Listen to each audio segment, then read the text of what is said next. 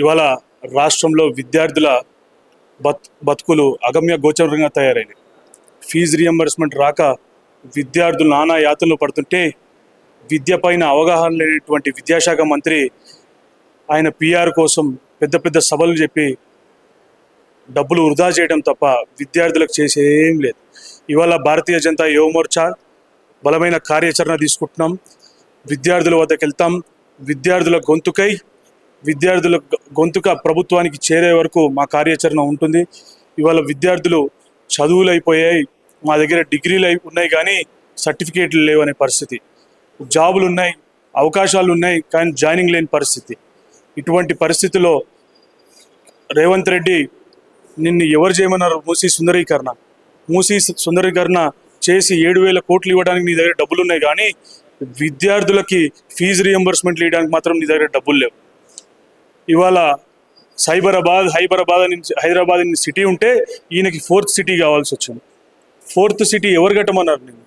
అంటే విద్యార్థుల జీవితాలను పణంగా పెట్టి ఇవాళ కేవలం కాంట్రాక్టర్లు ఇచ్చే కమిషన్ల కోసం ఇవాళ ఈ పనులు ప్రారంభించారు తప్ప ఎటువంటి వేరే ఉద్దేశం ఆయనకు లేదు. ఇవాళ 20 లక్షల మంది విద్యార్థులు రోడ్డు మీదకి వచ్చి మా ఫీజు రియంబర్స్మెంట్ ఇవ్వండి, మా స్కాలర్షిప్లు ఇవ్వండి, మా మెస్ బిల్లులు క్లియర్ చేయమని చెప్పి డిమాండ్ చేస్తుంటే వాళ్ళని పట్టించుకోవు. ఎందుకంటే వాళ్ళు పేద విద్యార్థులు, ఎస్టీ విద్యార్థులు, ఎస్సీ విద్యార్థులు, బీసీ విద్యార్థులు, బలహీన వర్గాలకు సంబంధించిన విద్యార్థుల యొక్క గొంతు ఆయనకి వినపడదు. ఎందుకంటే ఈ విద్యార్థులు చదువుకుంటే రేపు ఈయనని ప్రశ్నిస్తారని చెప్పి ఇవాళ వాళ్ళందరికీ ఫీజు రియంబర్స్మెంట్ రాకుండా డిలే చేస్తున్నారు. మేము ఇప్పుడే వాళ్ళని డిమాండ్ చేస్తున్నాం. రేవంత్ రెడ్డి గారు, నీ కాంట్రాక్టుల కోసం, నీ కమిషన్ల కోసం చేసేవన్నీ మేము చూస్తూనే ఉన్నాం. తక్షణమే 20 లక్షల మంది విద్యార్థులకు న్యాయం చేయకపోతే మీ బీజేవైఎం కార్యకర్తలం బీజేపీ కార్యాచరణ తీసుకొని నువ్వు సెక్రటేరియట్ నుంచి బయటకు వచ్చే పరిస్థితి ఉండదు. ఇవాళ విద్యార్థులు చెప్తున్నారు, విద్యార్థులు ఏమైనా నీ అధికారాన్ని అడిగారా? నీ అధికారంలో ఏమైనా వాళ్ళు ఆట అడిగారా? కేవలం వాళ్ళకి న్యాయబద్ధంగా రావాల్సిన ఫీజు రియంబర్స్మెంట్ కోసం వాళ్ళు ఇవాళ చెప్తుంటే నువ్వు ఇవాళ ఫీజు రియంబర్స్మెంట్ విడుదల చేయకుండా మీనమేషాలు లెక్కిస్తున్నావు. మేము డిమాండ్ చేస్తున్నాం, ఫీజు రియంబర్స్మెంట్ వెంటనే విడుదల చేయాలి. లేని పక్షంలో నీ సెక్రటేరియట్ ముట్టడించడం జరుగుతుంది. మీ మంత్రులు కూడా జిల్లాల్లో తిరగని పరిస్థితి ఉంటుంది.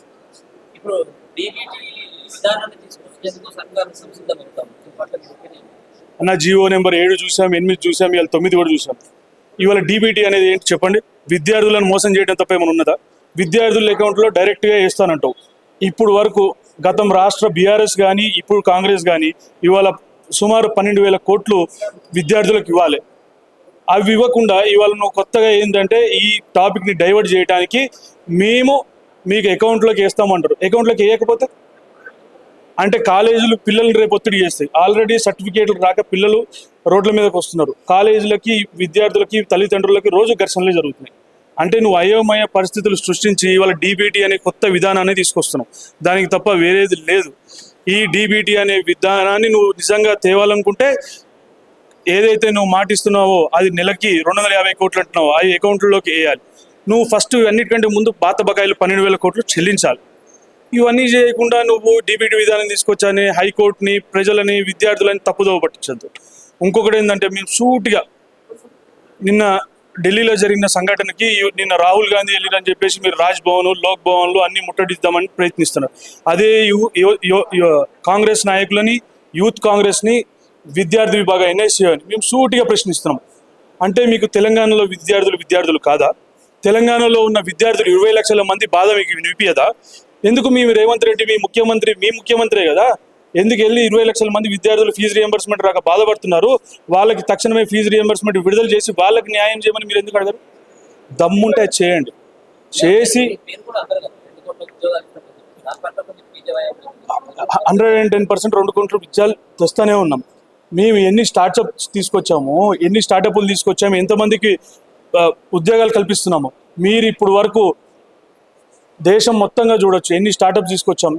చూడండి, ఉపాధి కల్పన అంటే పలు రకాలుగా ఉంటుంది. అది డైరెక్ట్గా కానీ ఇండైరెక్ట్గా కానీ. ఎన్ని హైవేస్ వచ్చినాయి, ఎన్ని ఎయిర్పోర్ట్స్ వచ్చినాయి, ఎంతమంది రైతులకి న్యాయం చేస్తున్నాం. ఇవన్నీ ఉద్యోగ కల్పన కాదా? ఒక ఎయిర్పోర్ట్ తీసుకొస్తే ఎంతమందికి ఉద్యోగాలు వస్తాయి? ఒక ఐఐటీలు, ఐఐఎంలు ఇవన్నీ రావడం వల్ల టీచర్స్కి ఉపాధి వస్తుంది, ఒక మెడికల్ కాలేజీలు కడుతున్నాం, దానివల్ల డాక్టర్లకు ఉపాధి వస్తుంది. ఈయన ఏం చేశాడు చెప్పండి? ఈయన వచ్చిన 3 సంవత్సరాలు ఒక్క నమూనా చూపించండి రేవంత్ రెడ్డి గారు, ఒక్కటి చూపించమని చెప్పండి. ఏ విధంగా తెలంగాణలో నీ మార్పు పాలన ఎక్కడ కనిపిస్తుంది? అరే విద్యార్థులు అండి, వాళ్ళు ఎస్టీ ఎస్సీ బీసీ విద్యార్థులు. ఒక విద్యార్థికి చదువుకు దూరం అయితే అతనికి ఒక్కరికే నష్టం కాదు, ఆ ఫ్యామిలీ మొత్తానికి నష్టం, ఆ కుటుంబానికి నష్టం. తెలంగాణ భవిష్యత్తు, తెలంగాణ ఏర్పడింది విద్యార్థులు యువత కోసమే. అట్లాంటి విద్యార్థులను యువకులను పక్కన పెట్టేసి మూసీ నదిలో నేను గాంధీ స్టాచ్యూ పెడతా, దానికి 7,000 కోట్లు ఖర్చు పెడతా అంటే, అరే చేసుకో, నీ అభివృద్ధికి భారతీయ జనతా పార్టీ ఎప్పుడు అడ్డు రాదు. కానీ నీ కమిషన్ల కోసం కాకుండా దయచేసి విద్యార్థులు పడే బాధను అర్థం చేసుకొని ఆ 20 లక్షల మంది విద్యార్థులకి వెంటనే ఫీజు రియంబర్స్మెంట్ విడుదల చేయాలా, లేకపోతే భారతీయ జనతా యువ మోర్చా ఆ విద్యార్థుల తరఫున వాళ్ళ గళాన్ని వినిపిస్తుంది, సెక్రటేరియట్ని ముట్టడిస్తాం.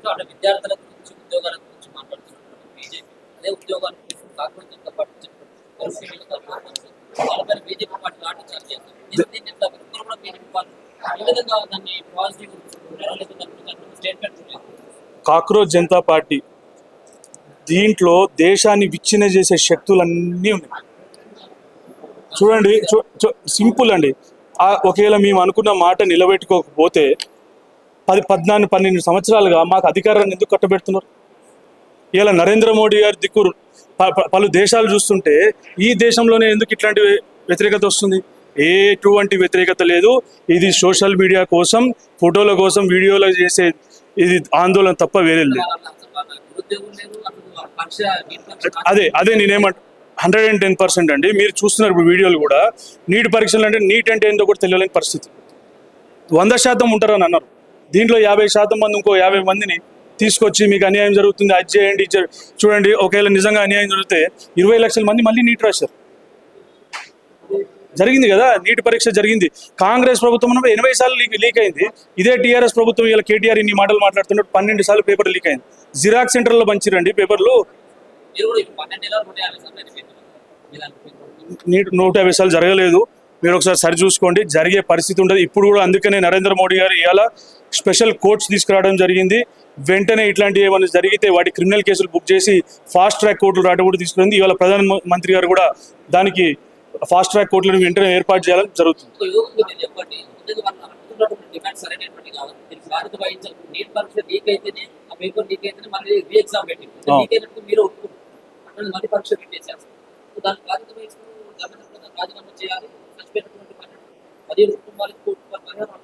పరిహారం ఇవ్వడం జరుగుతుంది.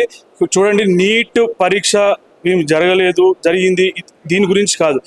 జరిగింది, రీ ఎగ్జామ్ పెట్టారు, అందరం పాల్గొన్నాము, అందరు వీడియోలు చూస్తున్నాం, అందరు విద్యార్థులు మాట్లాడి బాధ్యత వహించే కదా ఇప్పుడు తీసుకున్నాము. అంటే ఇప్పుడు ఎన్నిసార్లు కాంగ్రెస్ గవర్నమెంట్ పేపర్ అంటే కేటీఆర్ సమయంలో కూడా పేపర్ లీక్ అయింది, ఆయన రాజీనామా చేస్తున్నా.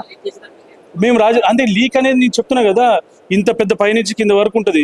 ఆ సంఘంలో ఎక్కడో జరుగుంటుంది తప్పు, కానీ అదేమి విద్యార్థుల జీవితాలు నాశనం చేయాలని కాదు కదా. ఇవాళ ఇక్కడికి వచ్చిన తర్వాతనే కదా ఆత్మనిర్భర్ భారత్ అని చెప్పుకొని ఇవాళ ఇంతమంది ఇండస్ట్రీస్ ఏది ఉన్నా కానీ దేశంలో తయారు చేయాలి అనే లక్ష్యంతోనే కదా నరేంద్ర మోదీ గారు వెళ్ళింది. ఒక విద్యార్థుల జీవితాలు ఎందుకు నాశనం చేయాలనుకుంటారు? మీరెందుకు అనుకోరు? దీంట్లోనే ఈ లీక్ చేసిన వాళ్ళలోనే కాంగ్రెస్ సంబంధించిన వాళ్ళు లేరని ఎందుకు అనుకుంటున్నారు? విచారణ జరుగుతుంది. ఈ భారతీయ జనతా పార్టీని కార్నర్ చేయాలని చెప్పేసి వీళ్ళే చేపించారని ఎందుకు అనుకోకూడదు? దానికి విచారణ జరుగుతుంది. ఎవరున్నారో జస్టిస్ ముందుకు తీసుకొస్తాం, కోర్టుల ముందుకు తీసుకొస్తాం, వాళ్ళకి ఖచ్చితంగా శిక్ష పడుతుంది.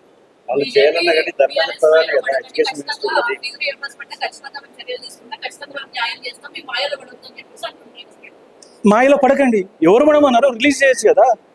మేము మాయలో పడమన్నామా? మేము పడమన్నామా విద్యార్థులను మా మాయలో? మరి రిలీజ్ చేసి నువ్వే గొప్ప సీఎంగా విద్యాశాఖ దుబాయ్ విద్యాశాఖ పైన ఎంత అవగాహన ఉన్న విద్యాశాఖ మంత్రి ఉన్నాడు కదా మనకి రేవంత్ రెడ్డి గారు. రిలీజ్ చేయొచ్చు కదా. రిలీజ్ చేసి మమ్మల్ని భారతీయ జనతా పార్టీని అడగచ్చు కదా నువ్వేం చేసావని. ఇవన్నీ ఎందుకు ముసలి కన్నీళ్ళు?